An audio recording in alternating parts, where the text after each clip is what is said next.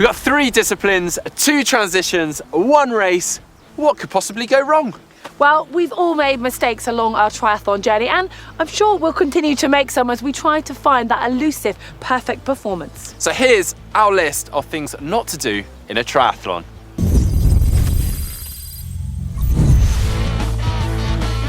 Whatever you do not want to be late to your race, so make sure you allow plenty of time on race day, get there nice and early so you can be organised, make sure you've got all your stuff and be nice and relaxed.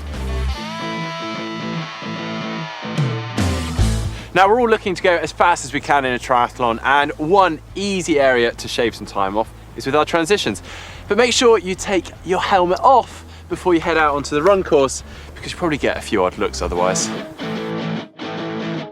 Forgetting an essential piece of kit, it's going to be your worst race nightmare. Turning up on race day and not having your wheel, for example, and you can't race. So just make sure you're really thorough and organised. Writing a list is probably the best way to do this. Tick it off methodically, and then you'll make sure you've got no last minute panics.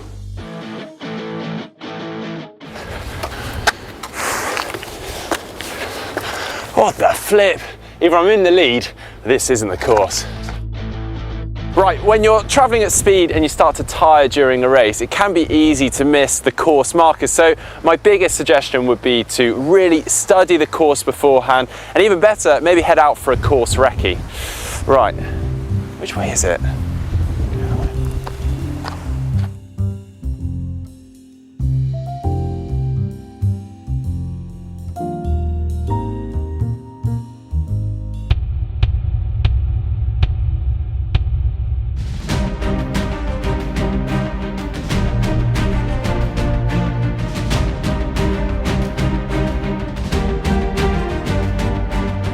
Right, it's best not to try anything for the first time on race day. If you're not a coffee drinker, it might be tempting to get that kick of caffeine, but don't have an espresso on race day. Otherwise, you never know, you might be needing to find a bush mid-race.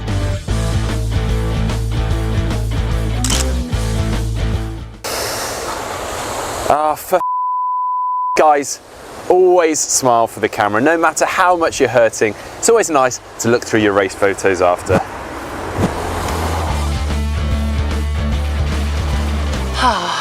Yeah, nailed that transition. Left them all behind. And I am feeling super aero here. It's quite cool. Off I go.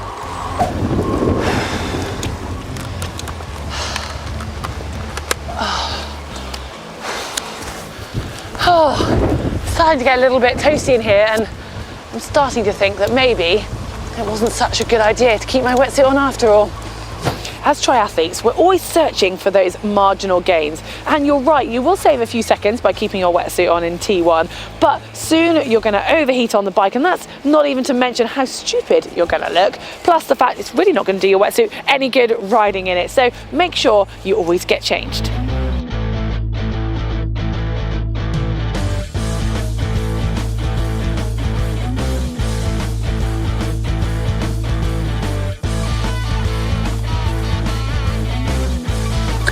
Right, you'll be pleased to hear I've gone and collected my rubbish. Simply put, there is nothing cool about littering. In fact, most racers will actually disqualify you, or at least give you a penalty if they spot you littering. But to help you, they have got drop zones. So keep hold of all your litter, all your gel packets, and then you can get rid of it at those drop zones. They're normally near the feed stations, so there really is no excuse. Imagine this, you've just had one of your best ever swims, you're into T1 in a great position, you're feeling good, you run to your bike and you pull the top of your wetsuit down, and oh my goodness, you realise you have forgotten to put your tri-suit on. This would not only be devastating, it's going to be pretty embarrassing, and it's the end of your race. So whatever you do, remember to put your tri-suit on. Well, both of us have made several mistakes throughout our triathlon career, but hopefully after watching this video you won't make the same ones. Yeah, but if you have made some of these mistakes before, do share your stories in the comments below, and if there's any that we haven't mentioned, do share them as well, because we could make another video out of them. To make sure you don't miss any more of the GTN videos, click on the globe to subscribe, and to see our beginner triathlon mistakes video, just click down here. And for tips on things not to do before a run, just watch this video here.